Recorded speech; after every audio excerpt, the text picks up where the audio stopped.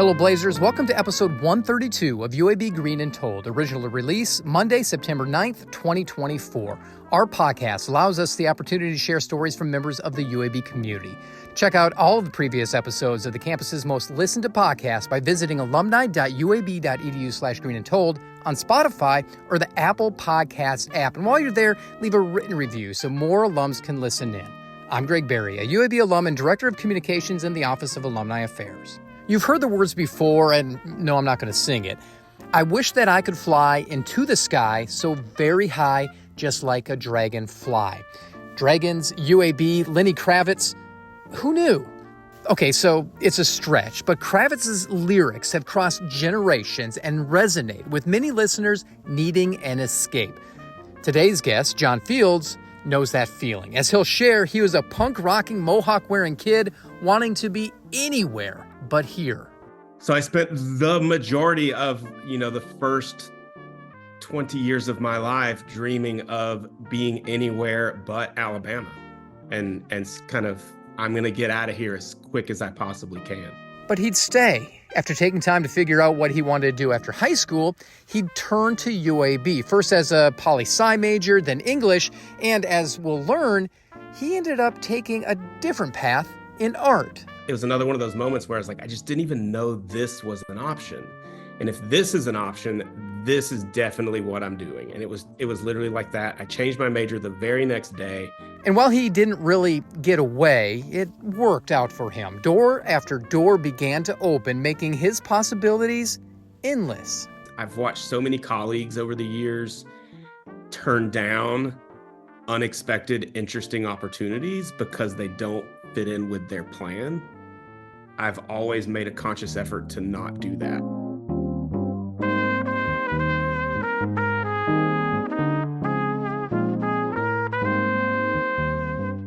Like the art he curates at UAB's Visual Arts Center, John Fields has stories to share. Yeah, he's still the same guy he was growing up, for the most part. John will tell you that he's grown tremendously, taking on unexpected opportunities along the way. And in a world where he talks and lectures all the time, you'd never know that he's actually an introvert. He's definitely transformed himself and has come a long way as a self-proclaimed nerd from Birmingham. Being a nerd's cool now, Greg. Like that's a whole thing. It was not cool in the 1980s in Alabama. I find it interesting because one of the things that I love the most about my job is that I get to interact with young people, and it kind of helps keep me young a little bit. But one of the things that I have found that's getting more and more difficult to kind of explain to anyone under the age of 30 is what life was like in Alabama before the internet existed, and kind of how difficult it was to find your people if you stepped out of anything that was considered the norm. And so even as a young child, I found punk rock music and counterculture movements like at a very, very early age, when that kind of thing was not readily accessible at the click of a button. And so I would say for I had lots of friends growing up, but I was definitely an outcast, and I had, growing up in a small town in rural Alabama, when you had a Mohawk in, 1994, I was told, my mother would hear rumors that I was a drug dealer or a devil worshiper or that kind of, and that was kind of my existence growing up. Wow. And so I spent the majority of, the first 20 years of my life dreaming of being anywhere but Alabama, and kind of, I'm going to get out of here as quick as I possibly can. And that's interesting because you wind up at UAB to do your undergrad. What changed? Crazy. So I had a really hard time in school, like grade school. And so I bounced around a lot. I went to Leeds Elementary School, and then I went to Gresham Middle School, which is off 280, which was a feeder school to Shades Valley RLC. RLC is now called JCIB, but when I went there, it was called RLC, and it used to be in Homewood, and it was like the gifted magnet school for Jefferson County, but also beyond. I think they had people from other counties that would come as well. But I was bullied a lot, but not by my peers. Like, I was always quite good at kind of standing up for myself, like to my student peers or whatever. And I had a lot of friends in high school, but I was really bullied by administration. Like, and the administrators were like, I was called names that you would not even be allowed to say out loud by vice principals. Like it was a really traumatic time. And so like I actually barely graduated high school as a result. My point is, when I finished high school, I had decided I was not going to college because I was so like kind of defeated feeling in terms of like education. And I didn't realize at the time that college wasn't the same thing as high school. So I decided not to go at all. And the plan, I've been playing live music since I was 13, and I've been playing in bands like ever since then. My first band played their first live show when I was 14, I think. And so that was the plan. I was going to be like a rock and roll guy. Like, and I'm so glad I decided I didn't do that. But like the plan was to kind of move to California and like be a punk rocker basically. And it was kind of this silly thing. But I also, growing up in that small town environment pre-internet, like I didn't even know what kind of career options were available to me. My parents, super working class. My father was like literally a delivery driver, and my mom was a legal secretary. Neither one of them went to college. No one in my entire family, both extended or immediate on either side, had ever gone to college. Like no one. So my parents wanted me to go to college, but also they just were like, it just wasn't what it was. Yeah. And, I literally had a couple friends from high school who had gone to UAB and had been admitted into the UAB honors program. So I'd taken a year off after high school, and I had 2 or 3 friends that said, look, you really should come interview to be in the honors program. They're like, you will feel safe here, and you will kind of like figure it out. I remember coming in and being interviewed, and Ada Long, who's the founding director of the University Honors Program, she personally interviewed me and let me in, and kind of had to fight UAB a little bit to let me in because I had good test scores, but I had a terrible GPA, and I didn't even meet the basic requirements to be admitted into UAB, like because of my GPA. And she went to bat for me and said that, he should be in this program. And so from that, I became, to my knowledge, I'm the only person in the history of the University Honors Program to be admitted into the program while simultaneously being conditionally admitted into UAB. Thankfully, once I got to college, I was like, oh, this is not high school. This is different. And it took me a couple years to really like I had a lot of catch up to do. And I did kind of struggle a little bit, but I did keep my grades good enough to like stay. And then by the time I got to my last few years, I was a straight A student. What do you think Ada saw in you? I have no idea, dude. And I did have the opportunity to finally have her at AEIVA for the very first time.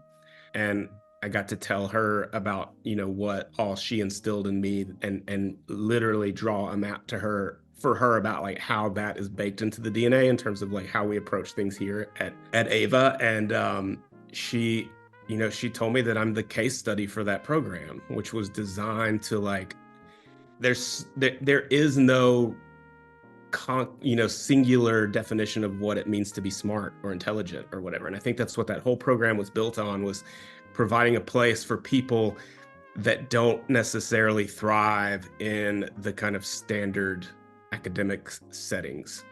And so I honestly don't know what she saw, but I'm so glad she did, because it literally probably saved my life. And you wind up finding yourself. You discovered who you really were in college. Was there an aha moment? I started college as a political science major, and I Okay. I was very socially and politically minded even back then as a teenager. I don't know that I would say I was a political activist, but like I definitely had those types of tendencies when I was a young kid. And then, so that's kind of like, well, that's what I'll do, is I'll go into politics. And I've always been good at kind of bringing people together and kind of like building community, something that punk rock community in Birmingham in the 90s taught me. And I quickly decided that was not for me. And once I kind of met Ada, and so Rusty Rushton, who is the recently retired associate director of the honors program, my first year as a student was his first year teaching, and he was a poet. And he had a huge influence on me. And I was like, well, maybe I'll be a poet. I didn't know you could do that. I thought that was like I didn't know that you could actually do that for a living. And so I was an English major for several years. And then I met Michelle Foreman, who is the film, she runs the media studies program here. She's a Academy Award nominated and Emmy nominated filmmaker. And I was one of her very first students. And so she taught me how to make documentary films. And that was then I was like, I'm going to be a filmmaker. I'm definitely going to be a filmmaker. And I was actually had a stack of applications. I was getting ready. I was trying to figure out where I'm going to go to graduate school to study film. And I was taking art classes. I'd never been to an art museum before in my life until I was a junior in college. And I went to the Birmingham Museum of Art to write a paper for some art history class I was taking. Turns out I could draw a little bit. And so I was taking these drawing classes, and I had a drawing professor come into the class one day, and she had this book with her of this South African artist named William Kentridge, who does these like very experimental like animations. So they're kind of film, but they're also kind of like visual art, but it's all about South African apartheid. So it's very politically minded.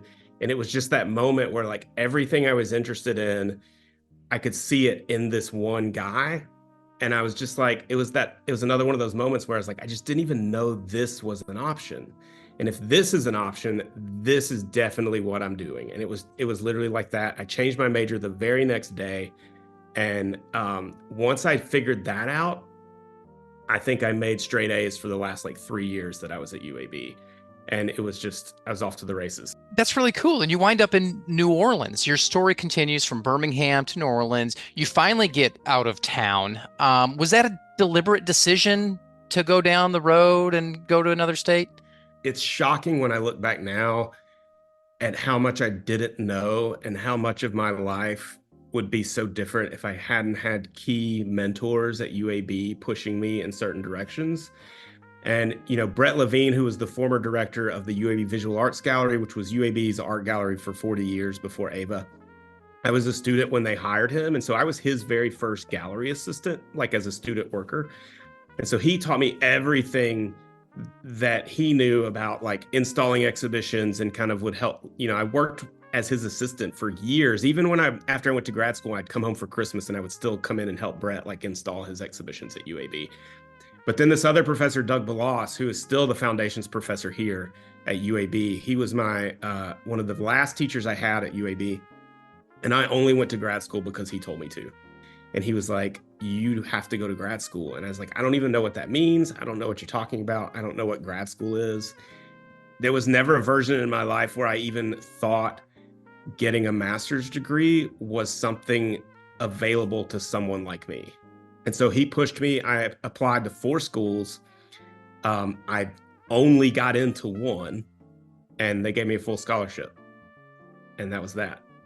And so I moved down to New Orleans 1 year before Hurricane Katrina, which was obviously, a devastating situation. My girlfriend at the time, her and I, we lost everything we owned. We had to relocate to Birmingham for probably about 6 months almost. Wow. The school was really supportive and my program was really supportive, and they actually kept me on the payroll. I had an assistantship.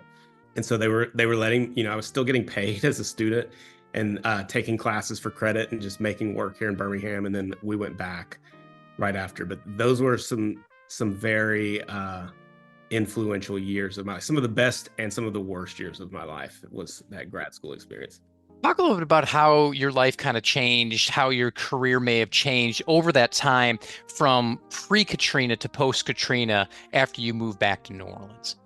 It was weird. Like when we went back to New Orleans for the first time, like it was so soon after the hurricane that the National Guard was still guarding the city. Like we had to take copies of our utility bills to prove to them that we were residents before they would even let us in the city. I mean, it was straight out of a post-apocalyptic, like there weren't even birds. Wow. It was one of the most surreal things ever. So like, it just walking outside in the city felt like, it was so quiet. It was like you were wearing, noise canceling headphones or something. And so it was like living in a third world country for like several years. But the flip side of that was, everyone who was there for those 2 or 3 years were all people that were so committed to New Orleans that there was this kind of like really wonderful like sense of unification, and like everyone there, like it was this kind of like shared trauma and just shared kind of like weird bonding experience. Like, but just like it's so impossible to describe. You know, there would be packs of dogs, like of these poor pets that were like left behind that people couldn't take with them for whatever reason. And but these packs of dogs would be like, it'd be like a pit bull and a poodle and like a German shepherd and a chihuahua, you know, like just the most like kind of insane mix, which became the kind of metaphor for like what New Orleans was. It was like this like group of unlikely companions that were all kind of like bonded together like through this like shared experience. It was a really interesting thing, but also one of the most impactful for me in terms of just like the inequality of our country and the way the government handled New Orleans, and the kind of like what that kind of revealed about how one half of the country lives versus how the other half lives. Which kind of ties into when you originally were going to UAB, you were thinking about being a political science major. Now, when you were in New Orleans during Katrina, after Katrina, did you find inspiration? I mean, here you are, you're an art major, you're studying art. Was there any inspiration that struck you during that time?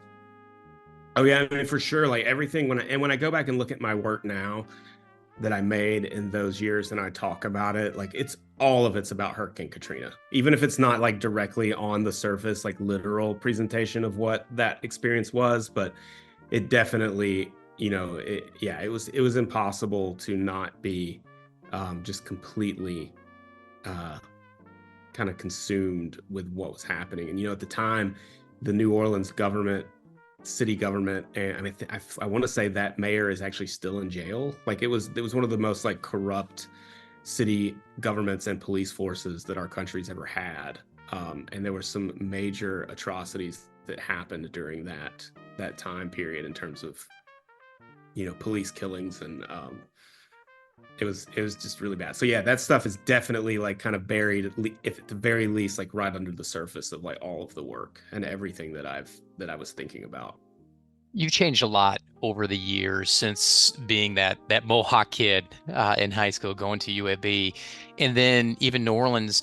How did your life continue to change? Because ultimately, you'd come back, you'd become a member of the UAB community again. I'll tell you, if I felt like I could get away with having a Mohawk in my position, Craig, I might.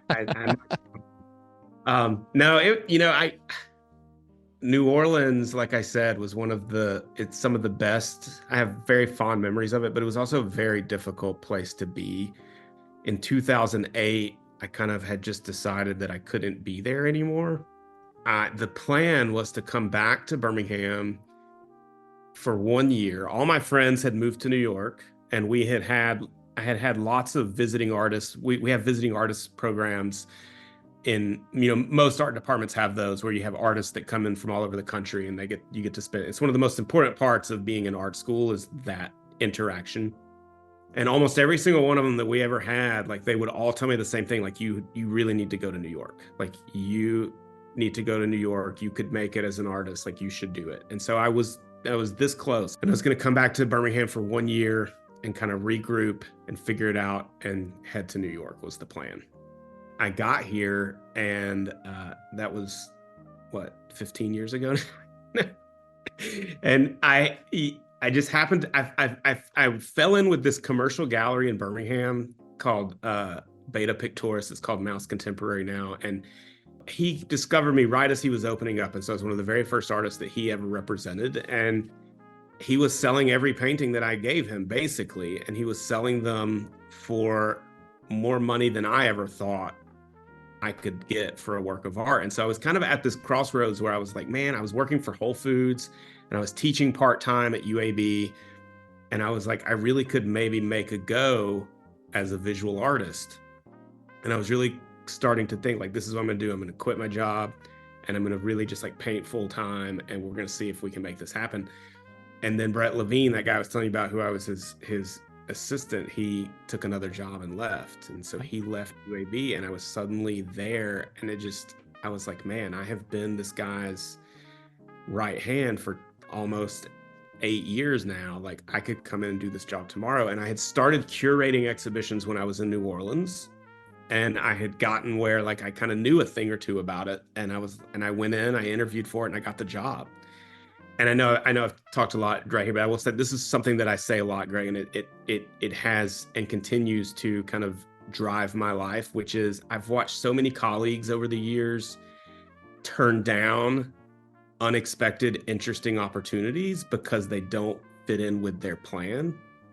I've always made a conscious effort to not do that. And when the universe puts something in my lap that's unexpected but interesting, I seem to have a pretty good instinct for like, I don't know where this will lead, but this could lead to something really interesting. When you got that job, how did you want to change the visual arts at UAB? How did you want it to grow? It was funny because those first couple of years, like, yes, I had curated a couple of shows, but like, I really intentionally tried to stay kind of under the radar.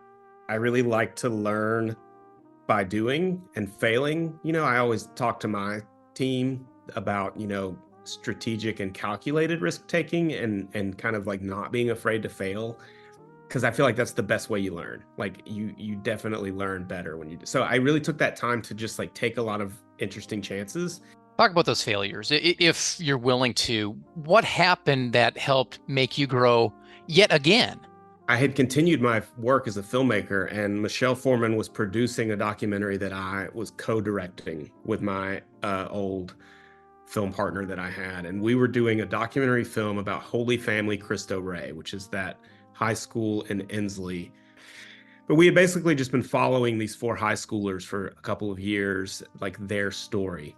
The film project took so long that by the time we actually got ready to start editing the film, like we were really getting close. And it's really funny, the editor on our film was Paul Rogers, who just won the Academy Award for editing Everything Everywhere All at Once. We had 4 meetings with him. He had just moved out to Los Angeles, and we were having these like Zoom meetings, and like he was just starting to build out a rough cut of the film. We launched our Kickstarter to raise money basically to pay him. And the community in Inslee did not respond well to the project. And we figured out that a lot of the people that we had built those early relationships with were no longer with the school. They had left, and we had done a really bad job in including the community on the front end. And that was one of the most important lessons I've probably ever learned in my entire life. And so the project just, like, the film disappeared because, I mean, we could have pushed forward, but it became very clear to me that I'd never wanted to attempt to represent a community in a way that they felt like was inaccurate or false or not authentic. And so to me, it felt more important to respect them and shelve the project. And that was that. And so that is where I kind of first learned about this idea of community curation and this idea that like representation and not about us without us kind of is the kind of like slogan or whatever. And so I then kind of took that and started applying that to the exhibitions that I was doing at UAB, where I was like, okay, this is an exhibition that's telling a story about a specific community or about a specific narrative or whatever, and including the people whose narrative that really belongs to, like on the front end, and having them help decide the narrative of those exhibitions. And it helps create like buy-in from the community, but it also like helps the content actually be authentic. And that was the game changer for me. And once I really kind of figured that out, it was really kind of like things really, really changed. And I did 3 or 4 exhibitions back to back that got the attention of the dean, the former dean of the College of Arts and Sciences. And kind of from those exhibitions, that's what led him to giving me the first job at AEIVA when we opened. And AEIVA, for a lot of people who are UAB alumni, they may not even know about it. It's kind of a hidden gem in the entertainment and art area of UAB, but it's a beautiful new building, opened in 2014. What went into opening that? Because the building itself, let's face it, is an art piece as well. It is. It's funny because for years, I always joked that we're Birmingham's best kept secret. And I used to think that was really cool, but we're now, 10 years in, and we are still in some ways like the best kept secret, even though, we have had significant national kind of attention. We've been in the New York Times twice. We've been in The Nation. We've been on PBS. Like we have a national reputation that in some ways is actually stronger than our local visibility, which is kind of weird. It's kind of a weird backwards. So we've really spent the last few years kind of like working backwards, and like now we're really trying to raise our awareness within Birmingham, even though we've always been very connected to our communities in Birmingham and because of that community curation approach. But it's funny, like when I was a student in undergrad here, like they were already talking about AEIVA. And they were already saying, I was told that I would probably be in the first class to graduate from AEIVA. And that's how long it took them to kind of raise the money. The building was completely funded privately. The architect was this guy named Randall Stout, and we were, I think, the last completed project before he passed away. But he was a Frank Gehry protege, and Frank Gehry being one of the most kind of famous architects who's ever lived. And so it is. You're right. It is a unique, wholly unique building on campus. And people often know the building, but don't actually know what it is. When that building actually opened, what was the feeling like? Because here you started hearing rumblings as an undergrad, and then all those years later, it finally comes to fruition. It was exciting. I mean, it was so exciting. And it was daunting for sure, Greg, because like I had been doing these shows at the UAB gallery. And so there were a handful of, the dedicated art community people like knew who I was, but they mostly knew me as a visual artist. And so then when that building opened, the general consensus was like, wait a minute, who is this guy that you just hired to be the curator of this like $16 million building that you just put? Like no one knew who I was. The Abroms and the Engels did not know who I was. Like nobody knew who I was. So there definitely was this kind of moment where I felt this tremendous amount of pressure all of a sudden. It turns out, Greg, I am pretty good at like getting what I want without people realizing I'm manipulating things to be what I want them to be. Do you know what I'm saying? And so I felt like at the time, the one thing that Birmingham's never had is a full-scale museum-size space for contemporary art. The only viable path for AEIVA was to do the one thing that the Birmingham Museum of Art can't do. Here's the one thing that I think we could do better than them. Not because we're better at it, just because like we now have this dedicated space. They do great contemporary art exhibitions, but they have 7 curators that all have different time periods. They can only kind of focus on contemporary art. It's only like, a seventh of what they do over there. Whereas we can kind of take that and run with it. And we do 8 to 10 of those exhibitions a year. And so that was the vision. Like I wanted it to be the kind of most premier contemporary art center in the South. Do you think the kid that got bullied as a teenager ever thought you'd be where you are today? Not a chance, Greg. Like it's so crazy. No, I didn't even know that this was yeah. The bar was so low, Greg, it was on the floor. Like in terms of like what I thought, to me, it was just like, man, if I can get up and have a job and get paid $20 an hour, I'll be rich. You know what I mean? That was kind of like, not only did I just could not have envisioned not only that I would have like this position that I have, but the impact and the reach and the way that I have like affected my community and the way I get to contribute to the community, both on campus, but also the greater community. Our audience at AEIVA is 50-50 in terms of people that come to our programming and exhibitions from UAB and then people from the general community. And everything we do is free and public. And I'm doing a lot of the things that I thought I was doing with my punk rock band and I thought I was doing with my artwork. But the reach that I have through AEIVA, it's so, no, I could never have imagined that I would be right here.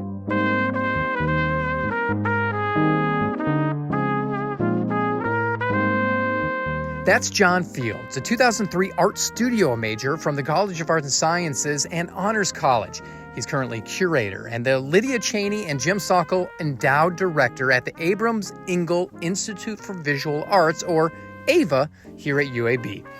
With a colorful past, John has embraced the green and gold and has a great idea of what it means to be a Blazer.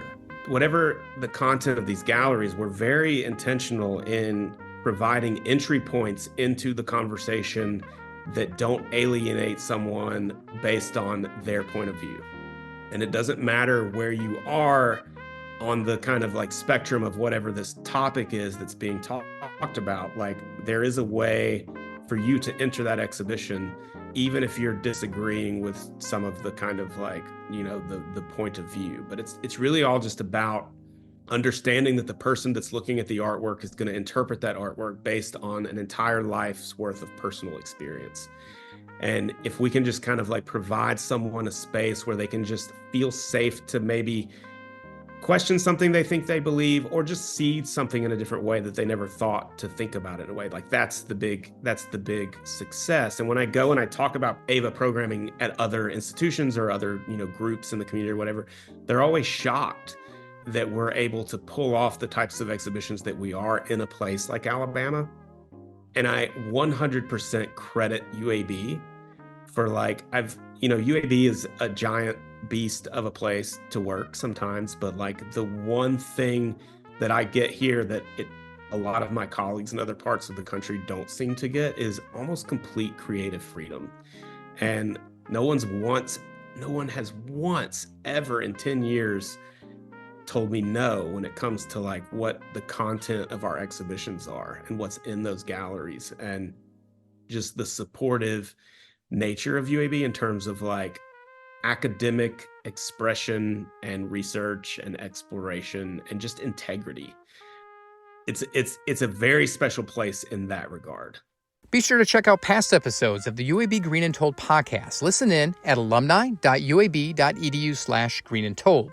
Have a story to share or know someone who does? Email greenandtold@uab.edu. Finally, be sure to follow us on social media. Just search UAB Alumni on Facebook, Instagram, and Twitter.